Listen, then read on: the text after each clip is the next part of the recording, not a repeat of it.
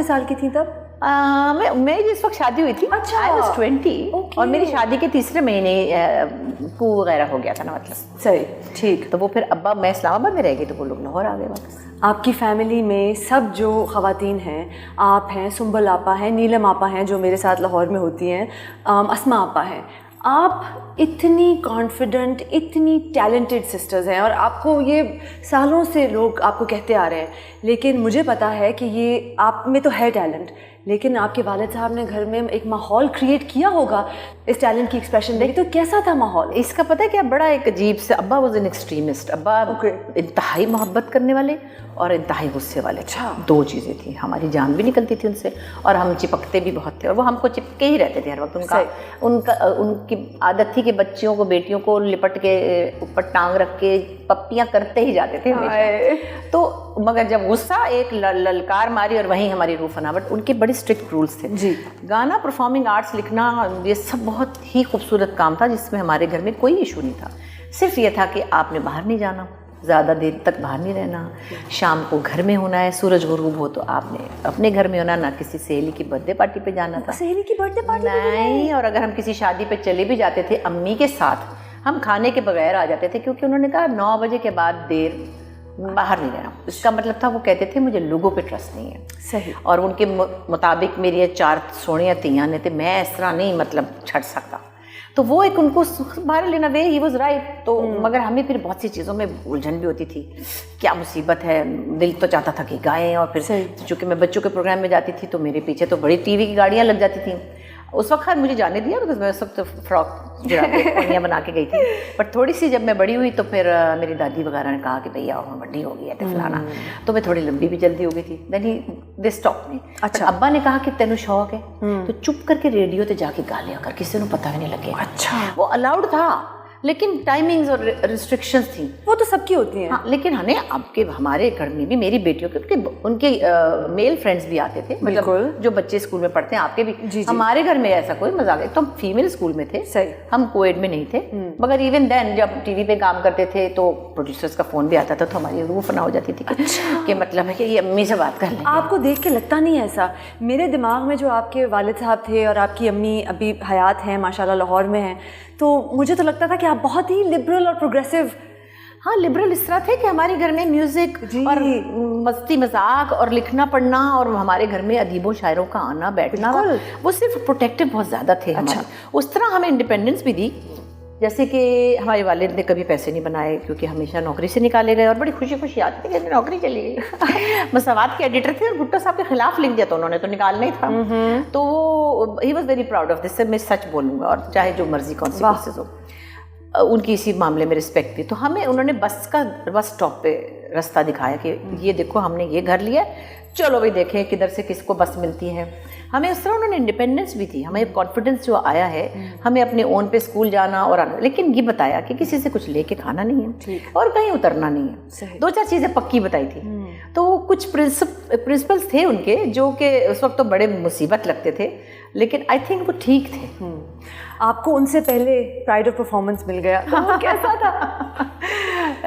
नहीं, उनको पता एक दफ़ा मिला जी, और फिर पता नहीं क्या, शायद कोई किसी गवर्नमेंट की पॉलिसी में ये आया कि जी वो ज़रा अपनी बात कहते, तो उनका वापस हो गया था। मैंने अच्छा, फिर मुझे मिल गया, तो फिर उसके बाद काफ़ी दिनों बाद, आई डोंट नो, उनको शायद बेनज़ीर की हुकूमत में मिला था। ठीक, मुझे भी बेनज़ीर की, लेकिन बेनज़ीर की दूसरी हुकूमत में उनको मिला था, अब पहली हुकूमत में मुझे मिला था। तो मैं उनको कहती थी अब्बा तो मैं सीनियर है गया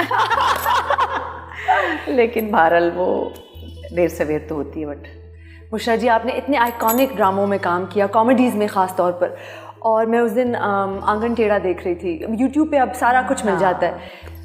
फॉर्मूला ऑफ सक्सेस क्या था उस वक्त? बिकॉज अब तो वो फॉर्मूला ऑफ सक्सेस ना है और ना ही किसी की कैपेबिलिटी है आजकल वो चीज़ बनाने में, तो उस वक्त क्या था मैजिक?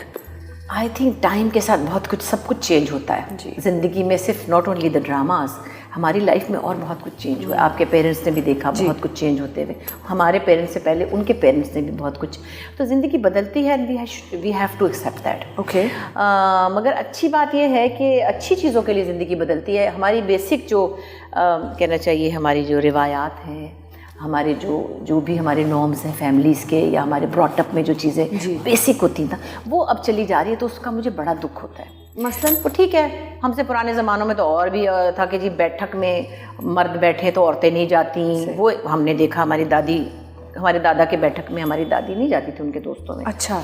हमारी अम्मी को हमारे अब्बा ने बहुत कंपेनियनशिप दी, वो अपने साथ उनको लेके हर जगह जाते थे और अदबी महफिलों में भी ले जाते थे और फिर अजोका के ड्रामे देखने भी और क्लासिकल म्यूज़िक कॉन्फ्रेंस में भी। तो my mother was his friend. या तो वो हमने देखा कि एक आदमी इतना प्रोग्रेसिव है कि वो अपनी बीवी को हर जगह, और मेरी अम्मी बड़ी स्मार्टली ड्रेसअप होती थी, नेल्स बड़े हुए, साड़ियाँ पहनी हुई, मॉडर्न फैशन। मैं आपको बताऊं, अभी बुशरा आपा ने मेरी साड़ी खुद आके बांधी है, मैंने बहुत बुरी बांधी थी। इसको फिक्स करना होता है, बस समझना होता है और कुछ नहीं। सो उस तरह हमने ये देखा। फिर हमारे जो हस्बैंड्स थे उन्होंने भी हमें उस तरह से नहीं कि भाई चुप हो जाओ या बात नहीं करनी या इसके सामने नहीं आना या उसके सामने, तो चीज़ें बदली हैं। लेकिन सब चीज़ों में मैं समझती हूँ एक चीज़ जो हमेशा रहनी चाहिए, वो आपकी अपनी जो बेसिक एथिक्स ऑफ लाइफ है, वो नहीं बदलनी चाहिए, जिसमें मैं अब थोड़ी अपसेट ज़्यादा हूँ बिकॉज ऑफ सोशल मीडिया। अच्छा। घरों में तो मैं नहीं समझती कि अपने अपने घर का सबका माहौल है, किसी के घर में कोई किसी को तू कहता होगा, किसी को आप कहता होगा। अच्छा, मैं इत्तेफाक से बचपन से अपने बच्चों को आप ही कह के बुलाती हूँ, ठीक है। जब पंजाबी में हम बोलते हैं तो हमारी अम्मी ने हमको तू ही बुलाया कि तू इत्थे बैठ जाते, तू है खा ले। पंजाबी में तो कहते हैं, आपकी अम्मी भी शायद कहती होंगी बिकॉज यू ऑल्सो स्पीक। बिल्कुल बिल्कुल। लेकिन हमारे यहाँ तो हम नानी को मतलब बचपन में, क्योंकि नई नई पंजाबी सीखी थी, तो गालियाँ भी दे देते थे, पता नहीं था कि 2-2, 3-3 साल की उम्र पे। अब मैं कैमरा पे नहीं कह सकती। I know. अच्छा, हमारे घर में जो बहुत ही कहीं तबाही हो जाती होगी तो हमारी अम्मी किसी को उल्लू का पट्टा ही कह देती थी, मतलब उल्लू दी पट्टी, तो ख़त्म। मतलब अब तो लोग समझते हैं, ख़ास तौर पे आपकी जनरेशन के बच्चे जी, कि जो अंग्रेज़ी में भी कुछ अल्फाज है कहना वो कूल है, इट्स ओके, राइट। बल्कि शायद उनको पता भी नहीं चलता कि वो क्या बोल रहे हैं। कभी कभी ऐसा होता है कि आपके जैसे अच्छे अच्छे प्यारे प्यारे बच्चों के साथ मैं काम करती हूँ। जी जी। और कभी कभी एक, मैं नाम नहीं लूँगी, बड़ा प्यारा एक्टर है, all children are very close to me. आपको पता है मैं सबको बहुत प्यार करती हूँ, बहुत। मेरे से कोई डरता नहीं है, शुक्र है ना। मैं चिड़चिड़ी आंटी बनना चाहती हूँ, मुझे बड़ा डर लगता है कि क्या सड़ी हुई आंटी नहीं। और हम तो आपके साथ सीक्रेट्स भी शेयर कर लेते हैं। हाँ, मगर मैं किसी बच्चों को ना नसीहतें करती हूँ ना उनको तो कहती हूँ कि तुम, हालांकि बच्चे कभी कभी देर में भी आते हैं, कभी टेंट्रम भी दिखाते हैं, हमें नहीं, डायरेक्टर्स को, उनकी वजह से कुछ ट्रबल्स भी होती है, बट मैं, दैट्स नॉट माई एरिया। मेरा एरिया नहीं है वो डायरेक्शन जाने, प्रोडक्शन जाने। मैं क्यों बच्चे को कहूँ कि देखो बेटे तुम्हें इस वक्त नहीं आना चाहिए, तुम्हें इस वक्त में, मैं नहीं कहती। खैर नहीं, वे वो बात करते करते वो बच्चा ऐसी 2-4 बातें कर गया, उसे ख्याल ही नहीं रहा कि मेरे सामने ऐसे नहीं बोलना चाहिए, मतलब बोलना ही नहीं चाहिए तो कम अज़ कम। और मैं ना ऐसे होगी कि मेरा ये दिल भी नहीं चाहा कि मैं उसको ये एक्नॉलेज कराऊँ कि तुमने क्या बात कही है।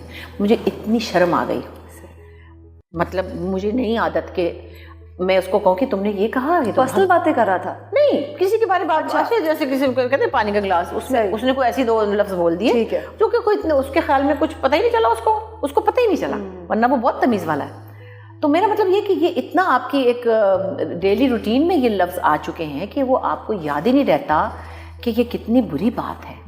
ये बुरी बात है, इसको समझें, ये बुरे अल्फाज बोलना बुरी बात है।